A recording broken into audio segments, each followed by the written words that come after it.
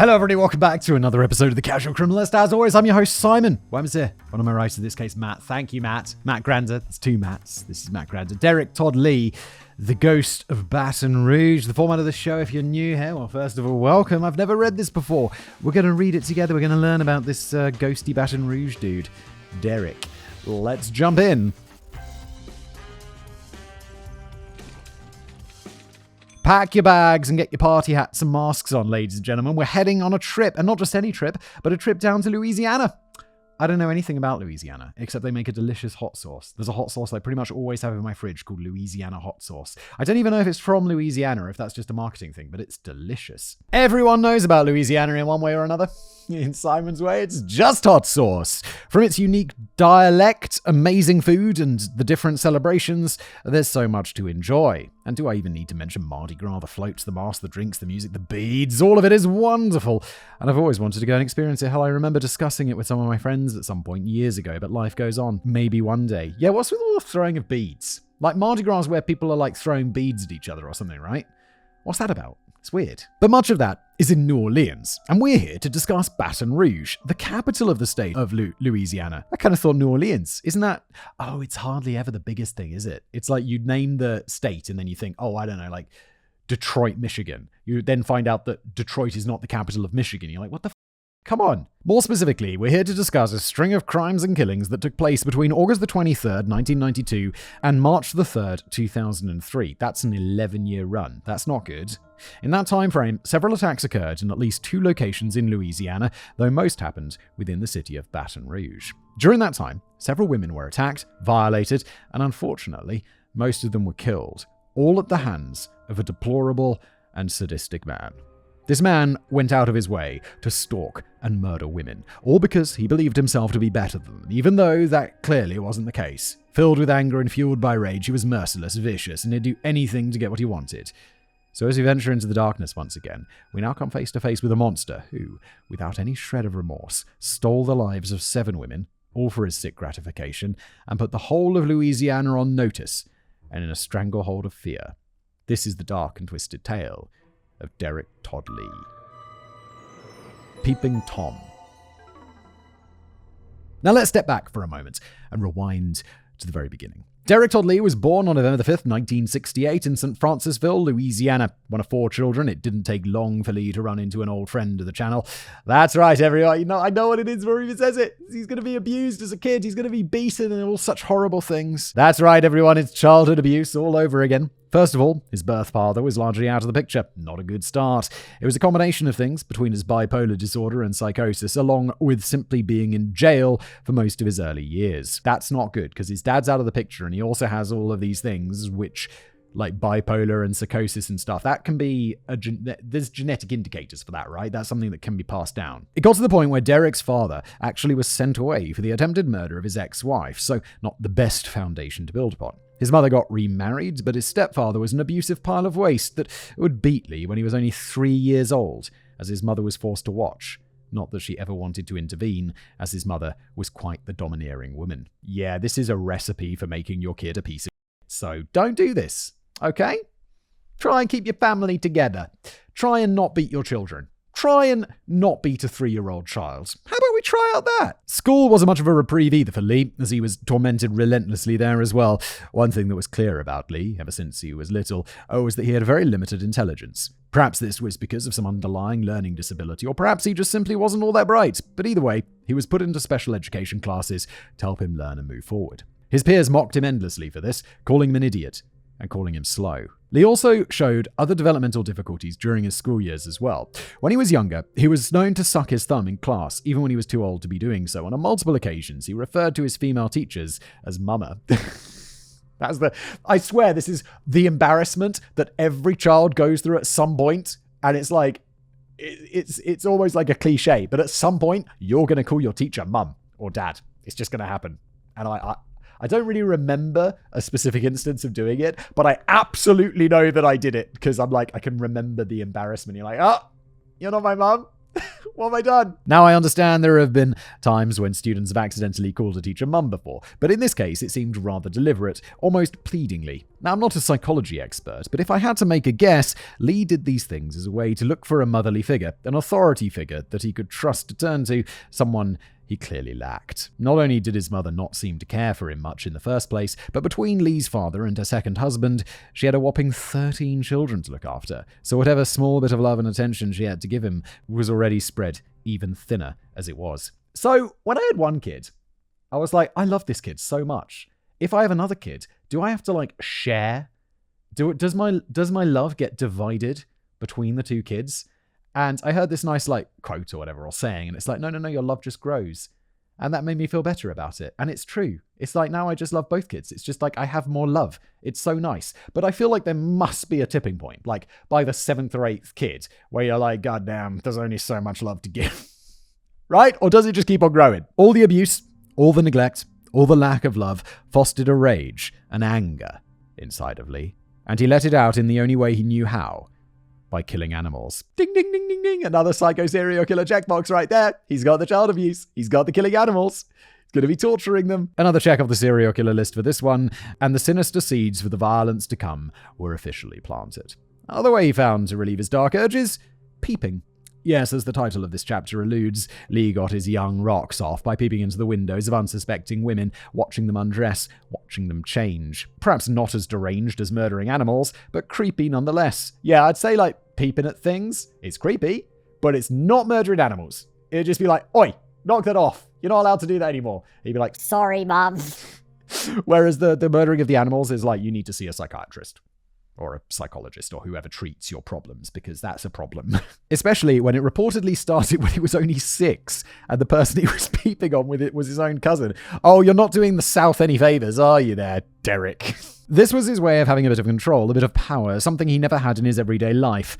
They never saw him, they never suspected that he was leering at them through their windows, and he loved having his own little private perv show. As he started getting older, things didn't get any easier, not that he really tried to make it any better. The darkness already had its claws in Derrick Todd Lee, and it simply wasn't letting go. On November the 8th, 1981, at the age of 13, Lee burglarized and vandalized a candy store, dipping his toes into the world of more overt crimes. He seemed to like it, because on that same day, he also assaulted a woman in front of his mother, and he would be arrested not only for the burglary and vandalism, but assault as well. How old was he? 13? And he's just walking down the street with his mum, and he sees another woman, he just gives her a beating. What? So yes, at the tender age of 13, with the rest of his teenage years ahead of him, he already had a record, and he would only add to it as the years went on. Then on August the 8th, 1985, 3 months before his 17th birthday, Lee set his car on fire to collect the insurance money. From burglary to insurance fraud, truly a step up in the criminal world. In my mind, I'll be insurance fraud is somehow slightly lower than burglary, because insurance fraud has loads of different levels. It's oh no, my phone broke. Just as I wanted a new one. That kind of thing. That's pretty minor. But I guess setting your car on fire is pretty big stuff. That same year, he was arrested under suspicion of murder. I wasn't able to find any information on who the victim was, but the authorities didn't have the evidence to hold him, so he was let go. Dropping out of school in the 11th grade, thanks to being bullied and his growing bad behavior, he continued getting into trouble with the law. Charges of voyeurism and burglary were brought against him, along with charges for stalking. Sounds like Lee wasn't as stealthy as he thought. Hell, he even attacked the mother of a man who accused him of peeping. However, it was because of these run-ins with the law that despite his low intellect, he learned how to talk to the police. He learned how to smooth talk his way out of trouble, avoiding many of the charges that he normally would have gone down for. Charisma is a hell of a trait, even if you're an idiot. Sadly, it's still one that he'd use with lethal effect soon enough. I always thought that dim people, if you're low intelligence, isn't being charismatic harder? Because I feel you need to be intelligent to be charismatic. Because you need to read people and know how to charm. No? The quiet becomes a storm. Now, not everything about Derrick Todd Lee's life was the definition of dog. Lee found himself to be a bit of a charmer, a ladies' man, and he put that developing charisma to good use. After leaving school, Lee actually found, well, perhaps not love, but what could be seen as love. He began a relationship with a woman named Jacqueline Denise Sims, and she had fallen for his charms head over heels. It wasn't long before the two of them tied the knot in September 1988, and they even had 2 children together.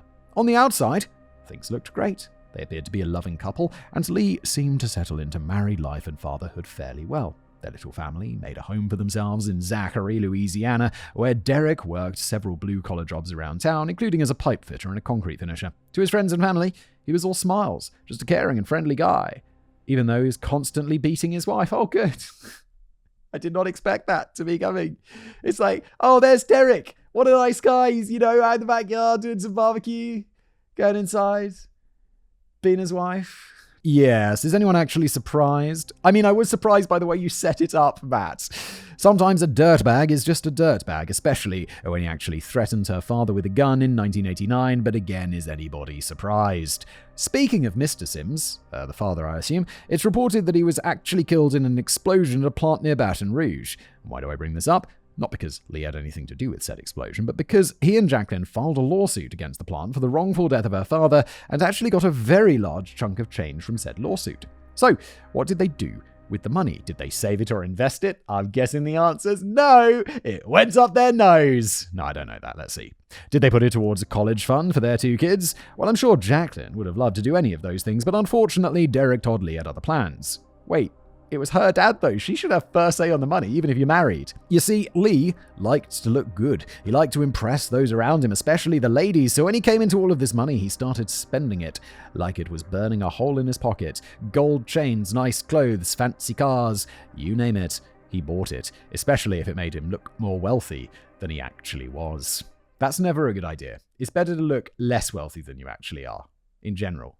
Because, I don't know, isn't it better to be understated? That just me? Just like a little bit more quiet. And what did he do with all of this bling? Making him look like $1 million. Why? He cheated on his wife, of course.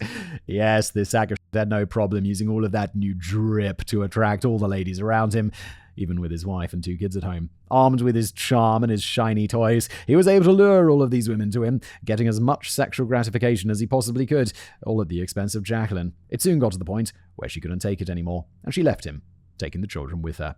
Good for you. Like, earlier on I was like, it's best to keep your family together if you can, but if your father's a piece of shit, then maybe it's best he's not there at all, and I think these kids are better off just with Jacqueline. When talking about Lee on the hit TV shit series World's Most Evil Killers, reputable crime author Jeffrey Wansell had this to say about Lee's attractiveness to women. There's something about him that is very attractive. There is an element, a twinkle in his eye, if you like, that a lot of women find interesting. So yes, money or no money, girls or no girls, with his wife leaving him, things had started going downhill, and it wasn't long before Lee was suspected of having committed a murder.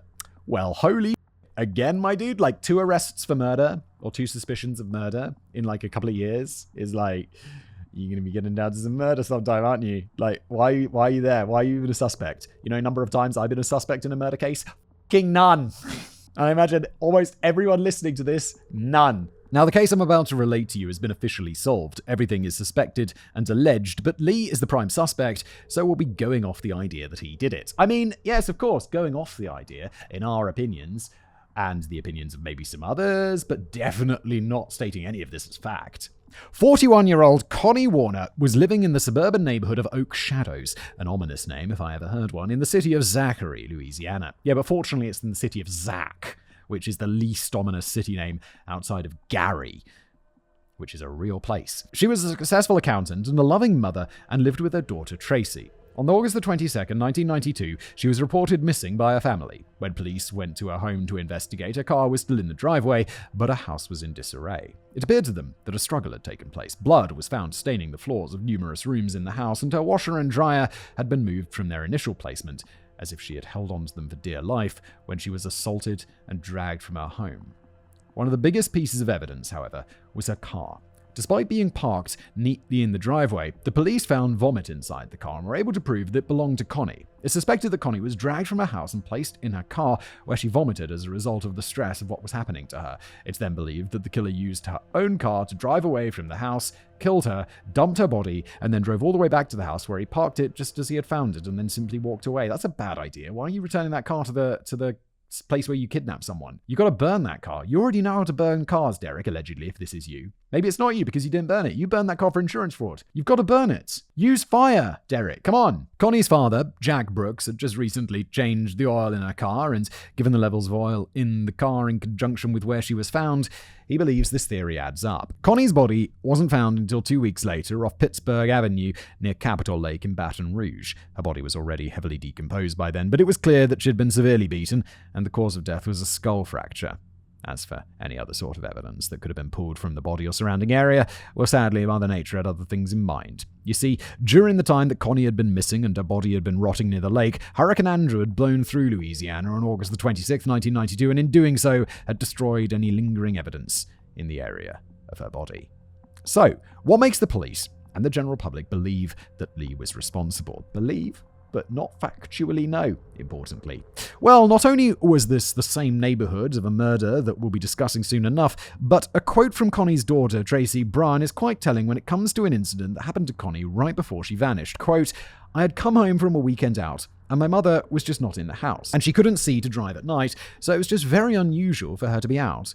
My mother reported a peeping Tom, about a week before she disappeared, and there was a person about a week before she disappeared that matched this guy's description that was in the area watching the house." Yeah, okay. Like, in my opinion, and in the opinion of the police and all these other people, you can see why they think he did it, can't you? A peeping Tom matching Lee's description that had been seen in the area before she went missing and was murdered. I know the saying is there's no such thing as a coincidence, but good lord, there's also coincidences all the time, to be fair. While there might not have been any definitive evidence to support it, I think we're safe to say that Connie Warner can be considered the first victim of Derrick Todd Lee. He didn't stop there, though, and his next act would be so utterly random and would scar 2 people for the rest of their days. On April the 4th, 1993, 2 teenagers were in a local cemetery in Zachary, making out at night as most teenagers want to do, though why a graveyard, I couldn't tell you. You'd think that this would be the last place you'd want to take your girlfriend or boyfriend for the potential beginning of sexy time, but I digress. Yeah, some people are weird though, aren't they? Like, sex in a graveyard is something I've heard of, and it's like, people have weird kinks. While in the graveyard, they had no idea that they weren't alone. Derrick Todd Lee walked up behind them with a blade in hand and violently attacked both of them.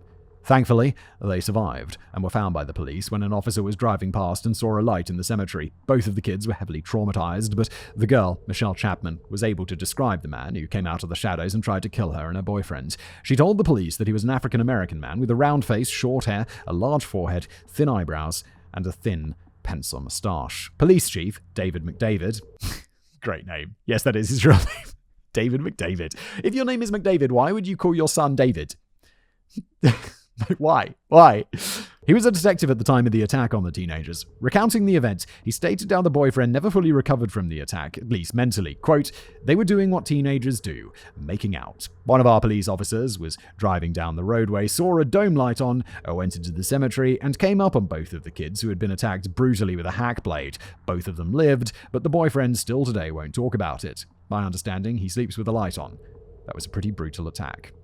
As the next few years rolled by, Lee continued his peeping ways. Then in 1998, a call came into the police department reporting that a man was standing in a kiddie pool in the backyard of an apartment, peeping through the window of a woman and a small child. Why are you standing in a pool?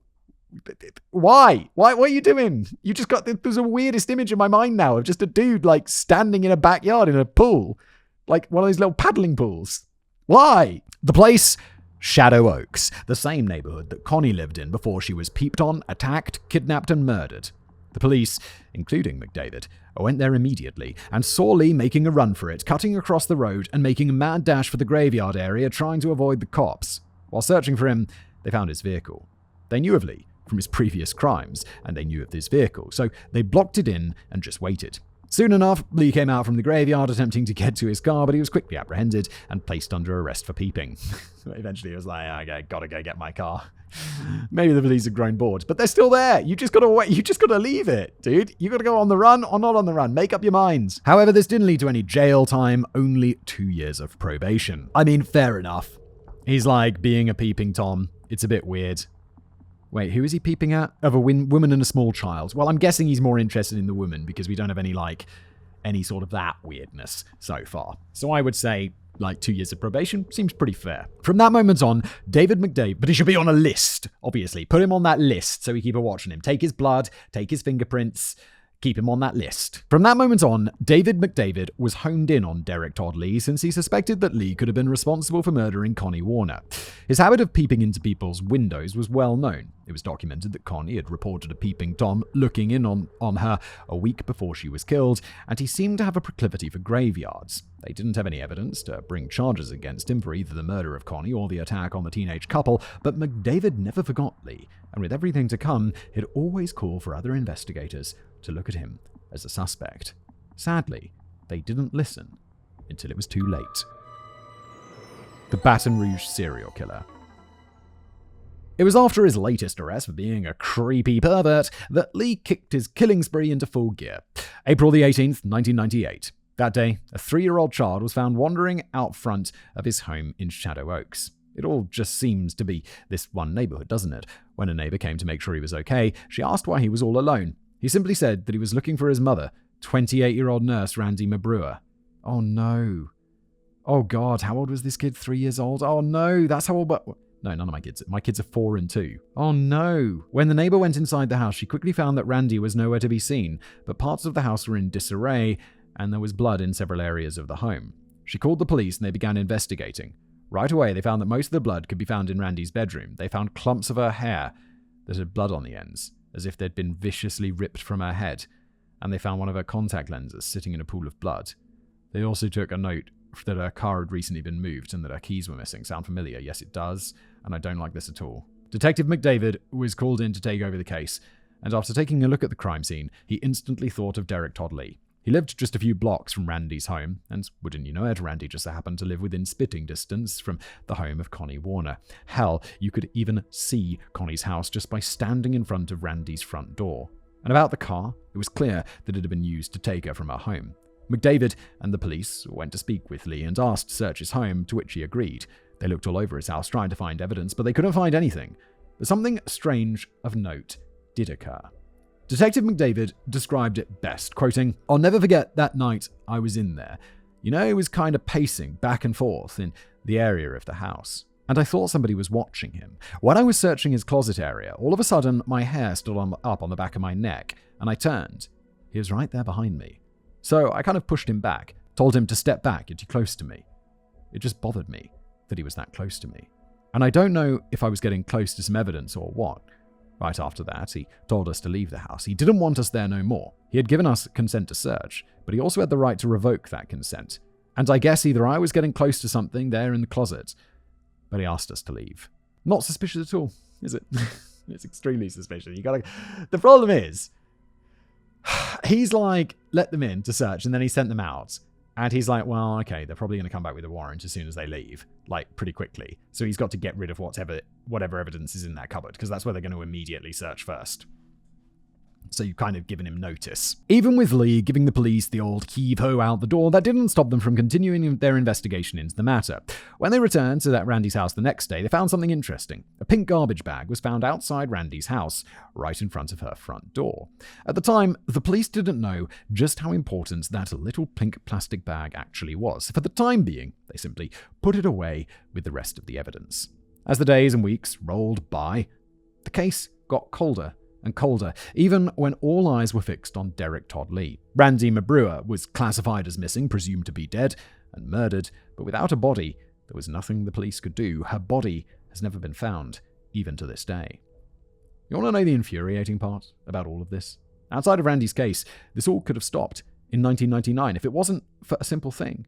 In March of that year, McDavid revisited the attack on the young couple in 1992. He brought Lee down to the station, put him in a lineup, and as soon as Michelle Chapman laid eyes on Derrick Todd Lee, she pointed right at him without hesitation, saying he was the one that had attacked her and her boyfriend on that night.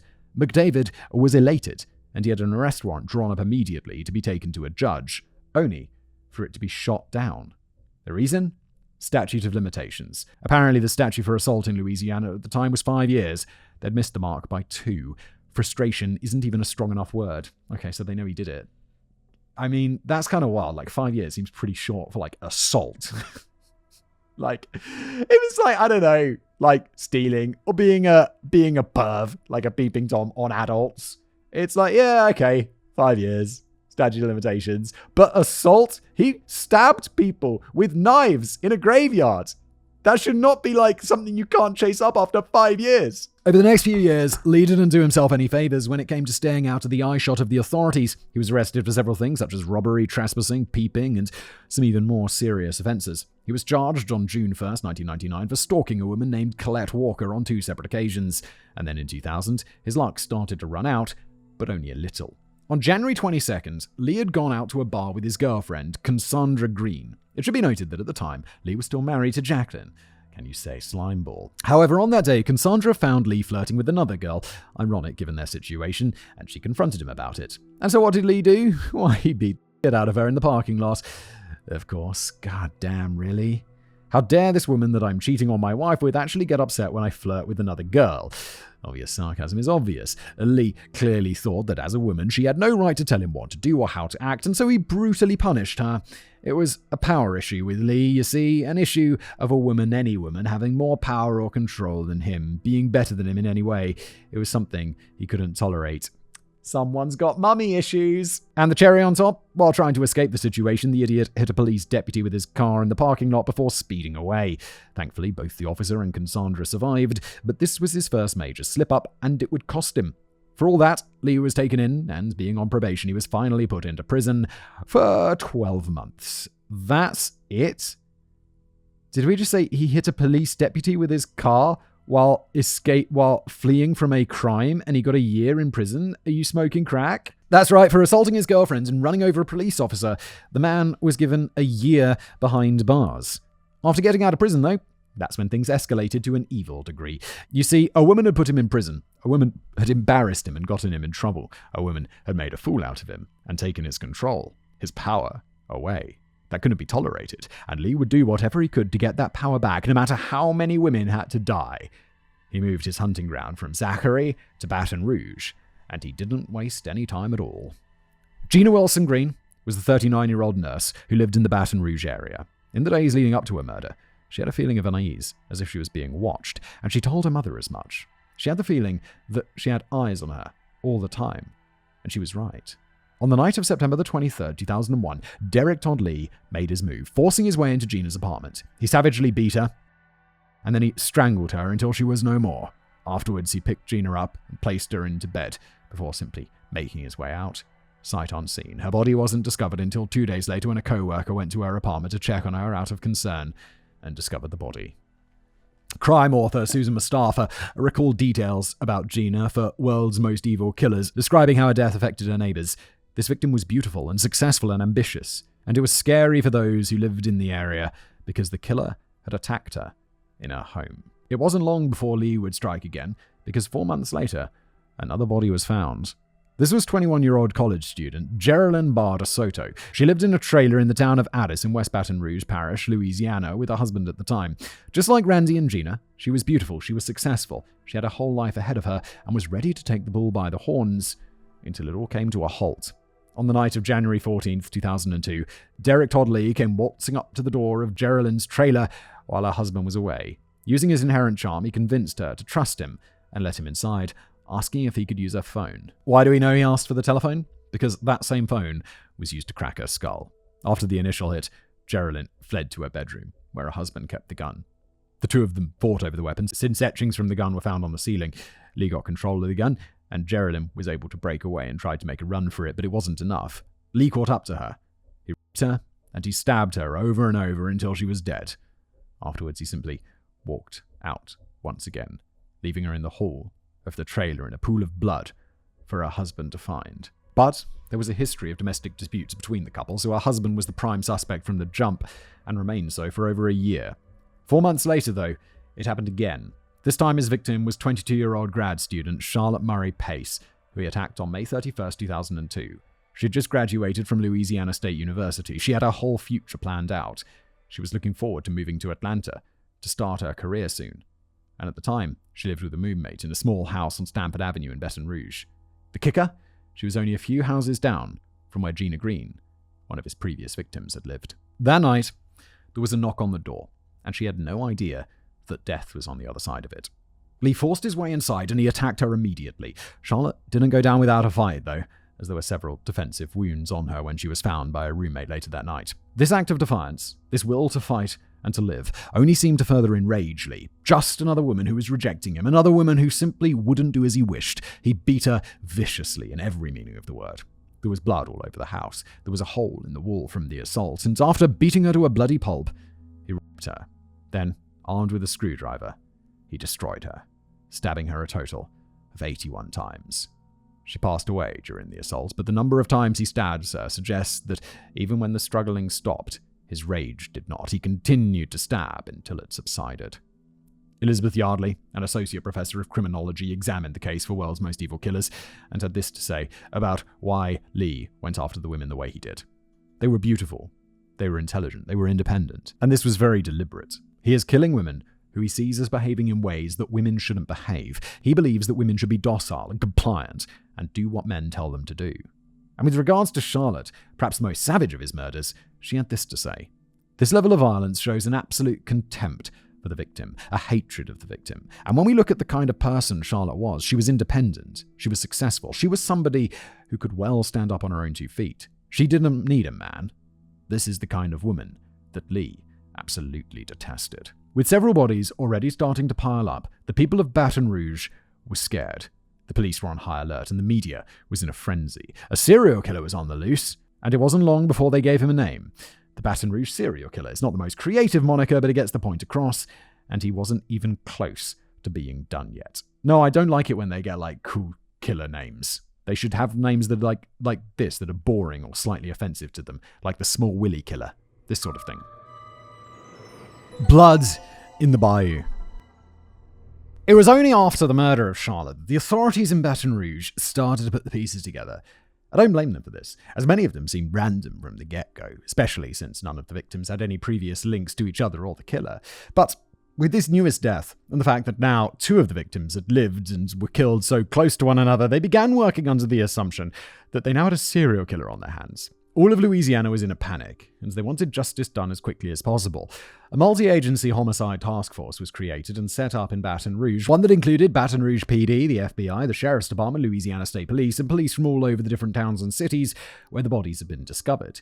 This included Zachary, Louisiana, and our old friend David McDavid was brought into the fold. Excellent. He seems competent and motivated. Given everything he'd seen back in Zachary, and given all he'd come to know about the killings in Baton Rouge, McDavid firmly believed that Derrick Todd Lee was the one responsible for all the havoc. Quote, "We came together with all the agencies involved, and we showed our cases and our evidence and our photographs of them. They showed theirs on a big projector screen.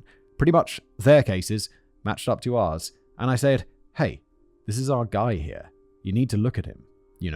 This is similarities here." But this is where things start getting messy when it comes to the investigation. On this show, we've come across many cases where the police get an idea in their head, a picture or a theory about the killer and what the killer looks like, who they are, and then stick to that no matter what. Yeah, it's even got a name, railroading.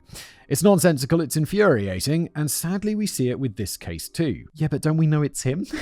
Normally I'm like, don't get railroaded. But I'm like, we know it's him. He's the title of the bloody episode. Railroad him into prison. You see, according to some eyewitness testimony, because those are so reliable all the time, from those in the area of the Payson Green murders, they saw someone in the vicinity that they felt was suspicious, maybe even the killer. But not Derrick Todd Lee. Oh, heavens no.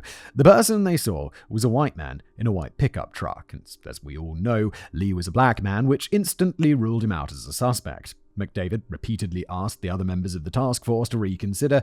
He knew in his gut that it had to be Lee, but they simply took one look at his mugshot, saw that he was black, closed the file, and poo-pooed any sort of theory around a black man being their killer. They were set in their ways. They knew they had to be right. And because of that, more women would die. To be fair, I can't fault the police too much in that regard. The reason? Derrick Todd Lee actually wasn't the only monster loose in the area at the time. Oh my god, no. The darkness had another agent out there leaving bodies in his wake. His name is Sean Vincent Gillis, and he was active for 10 years, assaulting and killing 8 women before his reign of terror ended. A white man, he was described as the everyman, a stick in the mud, normal, bland, with his brown comb-over haircut and bush-brown moustache under big circular glasses. So they were looking for white guys, just not actually in conjunction with these particular killings. Hell, Gillis actually kept up with the news of Lee's crimes almost as if it was a competition. With that said, perhaps there's a little peek behind the curtain, but keep your eyes and ears open, dear audience. I have an entire list of monsters to get through, so you might be seeing Gillis's name again sooner rather than later. This wouldn't deter Lee, though. Not at all. He knew that the police were out to find him, out to put him behind bars and stop his reign of terror, but he simply didn't care, and he would strike again soon enough. On the 9th of July, 2002, Diane Alexander was having a peaceful night in her St. Martin Parish home in Bridge, not a care in the world, when Evil stepped up to her front door. He knocked on the door, and when she answered, he simply asked if he could use her telephone. Sounding familiar? After forcing his way inside, Lee attacked and beat Diane viciously with the phone, began strangling her with the phone cord, and got ready to start on other activities. Fortune smiled on Diane that day, though, as before he could start, Lee heard a car pulling into the driveway. This was Diane's son, and realizing that it'd be caught if he stayed, Lee fixed himself up and booked it out of the back door as her son gave chase. Lee managed to get away, but her son managed to get a good look at his car. Diane Alexander is the only known survivor of Derrick Todd Lee. Sadly, though, this didn't deter Lee, and he would strike again soon. 44-year-old Pamela Kinnemore owned a little antique shop in Denham Springs, Louisiana. She was successful, beautiful, strong, passionate, all the things that Lee despised. For days, he stalked her, watched her every move, and all without her noticing. On the night of July the 12th, 2002, 3 days after McDavid was shot down for his idea that Lee was responsible, and 3 days after the close call with Diane, Lee followed Pam home, and in a dark twist of bad luck, she just so happened to leave her key in the door. She went to take a bath, a nice relaxing soak after a day at work, and that's when he pounced on her. Yeah, it is... But, so, the son and the Diane lady who survived, they must have seen him. Right? Wouldn't that get reported to the police? And they know there's a weird sexual murderer around. So surely that would back up McDavid, and they'd be like, oh, maybe it is him. You know? Get them in a lineup and get that woman who was attacked and her son in there and get him fingered. Point him out. Pam fought for her life. Blood was found on the door of the bathroom, and various items and furniture around the apartment were off kilter and askew as if they'd been bumped into as a fight was happening. But in the end, it was all hopeless. Lee got the best of her and took her, still naked, out of the apartment door and drove off with her in his car. Several witnesses spotted his vehicle driving erratically, swerving this way and that, and one even called the police, but they were unable to locate him, even with a partial license plate number. He took Pam to a wooded area by Whiskey Bay, far from prying eyes, and he had his way with her. He beat her, he raped her, he stabbed her, slashed her, and in the end, he killed her with a cut to her throat so deep that it nearly took her head off. Her body was discovered by some fishermen 4 days later on July 16, 2002. Recounting how things were at the time for A&E True Crime, McDavid said, tensions were high. Women were taking self-defense classes, buying guns and buying tasers. People were scared. It was a tough time for a while. Baton Rouge reporter Jim Shannon echoed this statement on World's Most Evil Killers. Quote, the men were worried about the women. The women were worried about themselves. Record gun sales were made in Baton Rouge at that time. Record amounts of ammunition was being bought. Gunsmiths couldn't get enough guns in here, and they couldn't get enough ammunition for the demands that Derrick Todd Lee made in this community. Now, I'm not much of a gun guy myself, but who could blame them for wanting a little bit of extra protection at a time like that? Yeah, you're goddamn right. I'd buy a gun. I'm not a big gun dude. I like guns. I don't own a gun. But it's like, if this was going down, I'd be like, yeah, get a gun. People were terrified. People were angry. And more than anything, they wanted this monster to be found and brought to justice. Pam's family in particular were vocal about their call for the daughter's killer to be caught. Using their own money, they even bought a billboard in Baton Rouge calling for justice for her and the rest of the victims, offering a $75,000 reward for any information that would lead to the arrest and conviction of the beast that had stolen Pam away from them. However, 6 days after a terrible ordeal, Diane Alexander was able to describe Lee to a police sketch artist. She described him as being an African-American man with a round face, short hair, a large forehead, and the wild, bloodshot eyes of a demon. Finally, Todd Lee's face was out there for everyone to see, and nothing came of it initially. And why? Well, because he was black, and no matter how much Detective McDavid protested, they were looking for a white man as their killer, simple as that. And because of that, 2 more women lost their lives. Good job, police. Sarcasm. As police kept their eyes on every white male in white pickups, as many as they could, November rolled around, and with it another body. This was 23-year-old Trenisha Dean Cullum, a member of the United States Army Forces who had dreams of becoming a Marine. On the night of November the 21st, 2002, in Lafayette, Louisiana, about 50 miles outside of Baton Rouge, Trenisha was visiting her mother's grave at the local cemetery. already a bad sign given what we know of Lee and his predilection for graveyards. That night, Lee attacked her without hesitation. He dragged her into a nearby wooded area, raped her, and then beat her terribly before ending her life by bashing her in with a tree branch. When her body was finally discovered, everything about the scene and the state of the crime told police that this was the same killer, no doubt about it, and DNA from the scene only confirmed their suspicions. Derrick Todd Lee, killed for the final time 4 months later, on March 3, 2003. This was 26-year-old grad student Carrie Lynn Yoder. That night, she was alone in her apartment, minding her own business, when a knock came at her door. Lee forced his way in, knocked Carrie around the apartment, and kidnapped her, putting her in the back of his car. Her body was found 10 days later in Whiskey Bay, around the same area that Pam's body was found. She'd been raped, beaten, and strangled to death, left to rot alone in the cold, open air of Baton Rouge.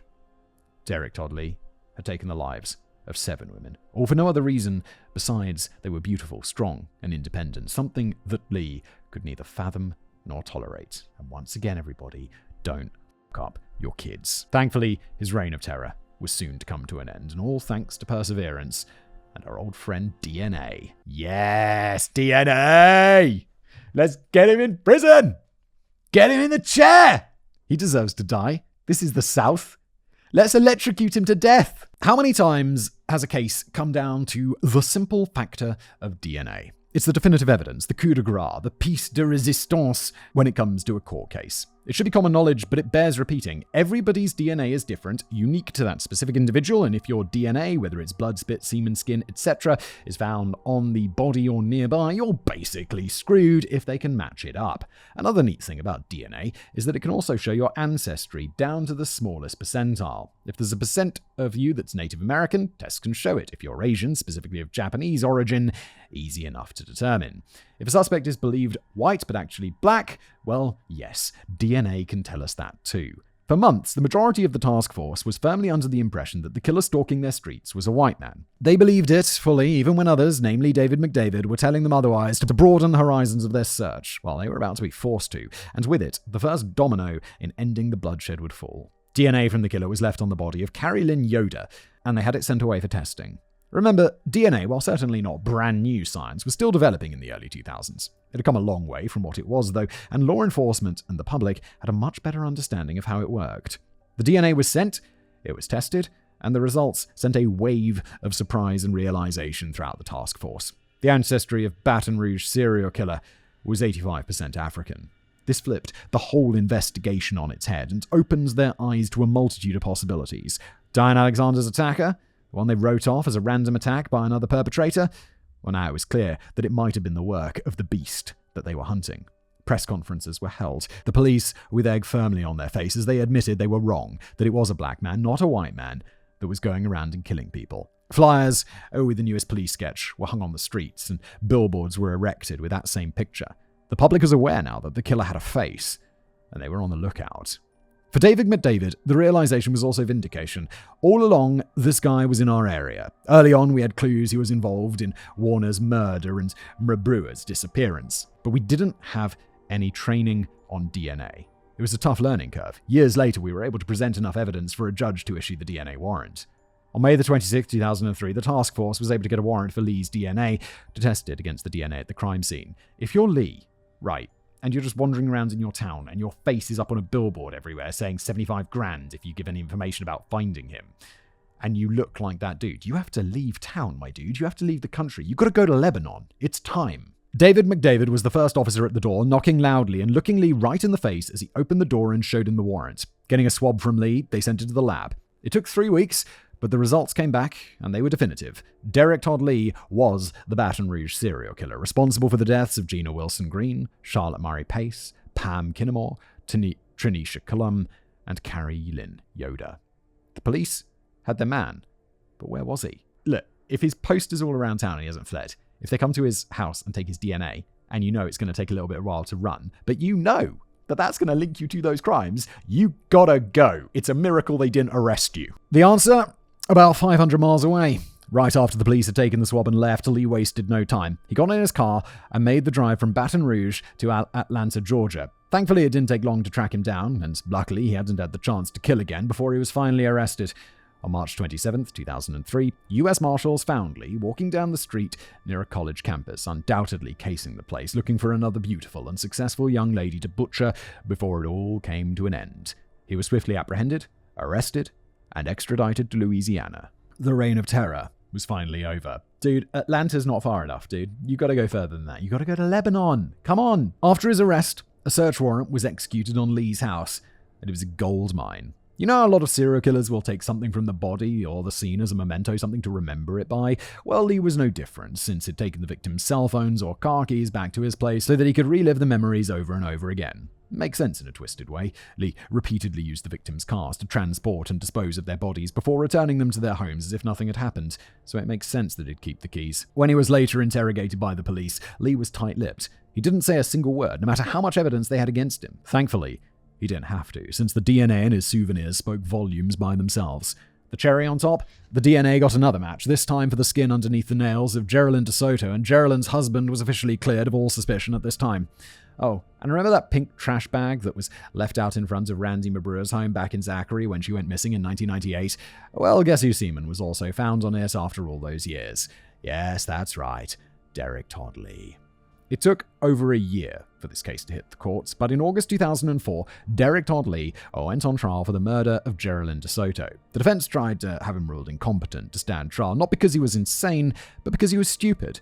With an IQ of 69, they argued that he was far too dim to have any way of determining what he did wrong. The prosecution proceeded to rip that argument to shreds, saying that while he might not be intellectually smart, he had plenty of street smarts. He had the ability to hold down several jobs, lived a fairly normal life, and was smart enough to plan every single one of the murders.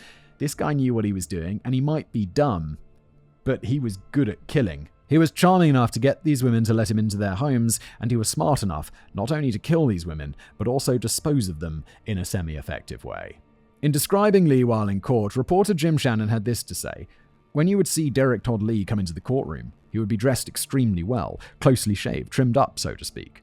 So he was very cognizant of what he looked like and what he wanted to present himself as. But if you polish a turd, it is still a turd." The trial for the murder of Geraldine DeSoto was the first of two trials, and it was held in the West Baton Rouge parish with prosecutor Tony Clayton on the case. It was determined that there were no aggravating factors regarding her murder, which makes no sense given that she was reported to have been raped. Exactly, what the f***? So he was only tried on second-degree murder. He was convicted and sentenced to life in prison. You gotta go for that first... Are you f***ing me? Second-degree murder? This is not second-degree murder. What the f***? Put him in a chair. Prosecutors were not done with him, though. They wanted him to pay an even steeper price, and so he was back in court for his second trial in September 2004, this time for Charlotte Murray Pace in East Baton Rouge Parish, with Baton Rouge Senior District Attorney John Sinkerfeld in charge of the case. This time it was capital murder, and this time the death penalty was on the table. Excellent. The trial didn't last long. It was October the 12th, 2004, when the jury returned with their verdict after only spending 19 minutes deliberating their decision. Derrick Todd Lee was as guilty a sinner for that he had to die. 19 minutes. 19 minutes to decide that this guy's getting killed. And I mean, yeah, fair play. Would they have kept going case by case until they got that death verdict? Probably. They wanted him gone from this world, and I mean, who can blame them? Derrick Todd Lee spent the next 12 years housed at the Louisiana State Penitentiary in Angola, Louisiana, on death row, sitting there, not breaking, not showing any remorse, not apologizing for anything. Every time someone came to talk to him about the cases, he simply refused to speak with them. He wouldn't even look at them. And then it was over. Just like that. The state, unfortunately, never got their chance to send him down to hell, as it seems nature did it for us. In the end, he started having trouble with his heart, so much so that they wasted a pacemaker on him. Eventually, he was taken to hospital for heart disease and died the next day on January the 21st, 2016, age 47. Yeah, it's just a shame we didn't get to kill him. I mean, the American government. But, on behalf of humanity. Wrap up. And there we have it, ladies and gents. That is the end of our story. I must say that this case has been particularly infuriating. It was simply the story of a man who, at the end of the day, hated women and thought them to be beneath him. He wanted them to be subservient, submissive, docile, and do everything and anything you wanted. And whenever he saw a woman who was strong and successful on her own, something he simply was not, well, the darkness took hold and his rage boiled over, all because his fragile little ego couldn't take it, resulting in the deaths of 7 women, and it could have led to the deaths of many more if he hadn't been caught. Was he born bad? Was it his shoddy upbringing that made him the way he was? Personally don't know, but I'd hazard a guess that it was a bit of both. He had a bad childhood, sure, but so do many people, and they don't become what he became. He chose to peep into women's windows, he chose to attack his girlfriends and those 2 teenagers, and he chose to kill and all those women. All of that was on him, and I don't care how much of an idiot he was responsible for his actions. End of story. So here I'd like to remember the victims, those women whose lives were snuffed out by this cruel and angry man. Randy Mabrewer, Gina Green, Geraldine DeSoto, Charlotte Pace, Pamela Kinnemore, Trinisha Colomb, Carrie Yoder. And I also want to remember Connie Warner, as I think it's safe to say that while not proven, it's crystal clear that she too was likely a victim of the ghost of Baton Rouge. None of these ladies did anything wrong, with their only crime in Lee's demented eyes being that they were strong, beautiful, independent, successful. Rest in peace. And a huge shout out to Diane Alexander, the only survivor of Derrick Todd Lee, for without her story and her description, he might never have been caught in the first place. Well done. And thank you. And with that, I'd like to end with a special shout out to David McDavid. Yeah, David McDavid's legend. I love it when there's a cop in the story who's like determined and he's like, yeah, I'm the dude. I'm going to figure this out. And it's me. It's me. He never gave up. He never wavered. He always had that itch in the back of his mind from the very beginning that Derrick Todd Lee was a monster, that he was responsible for all the carnage that plagued the streets in both Zachary and Baton Rouge. And when the pieces all came together, he was the first in line to go and take them down, exorcising the ghost of Baton Rouge once and for all. These days, David is no longer a detective, but the chief of police in Zachary, Louisiana, doing all he can to keep the streets of his city safe from other monsters that might crop up. Awesome. Well deserved. Quoting, I knew that he could not harm nobody else ever again, that he would be never able to escape from jail if he ever tried to harm anybody else. I think the good Lord took him, and I think he had to answer for what he did. And it was a relief. I don't want to ever see nobody die, but this type of evil person had no business living on Earth. There were other people who worked this case, but all along, my gut feeling was him. We held that piece of pie, and then we solved this case. One of the most brutal serial killers I knew of. We stopped him from killing anybody else. Thank you, Chief McDavid, for all your hard work and determination. You legend. Dismembered appendices. Number 1. Like many serial killers, Derrick Todd Lee is referenced in several episodes of the hit TV show Criminal Minds. These episodes include the Season 2 episode The Last Word and the Season 3 episodes Children of the Dark and Tabula Rasa. While not directly mentioned, Lee also might have influenced or inspired elements of the Season 6 episode of What Happens at Home, Season 7 episode of Proof, and Season 8 episode Nanny Dearest, and the Season 11 episode Tribute. Okay. Number 2, speaking of crime on TV, I mentioned a specific one numerous times in this episode and in a past couple of scripts, Most Evil Killers. For those of you who don't know, haven't watched, it's a well-done and well-produced British TV show, where experts and people directly connected to the cases go over the crimes of some of the worst killers in the history of crime. It's an amazing show, and all the episodes can be found on YouTube. That's awesome, and it's worth a watch for any crime show lovers out there, which is probably you, isn't it? When it comes to this case, this episode on Derrick Todd Lee is the 7th episode of the 6th season, and it's extremely informative. Well, there you go. Little plug for that. And thank you, dear listener or viewer, for being here. Hope you enjoyed the show, and I'll see you next time.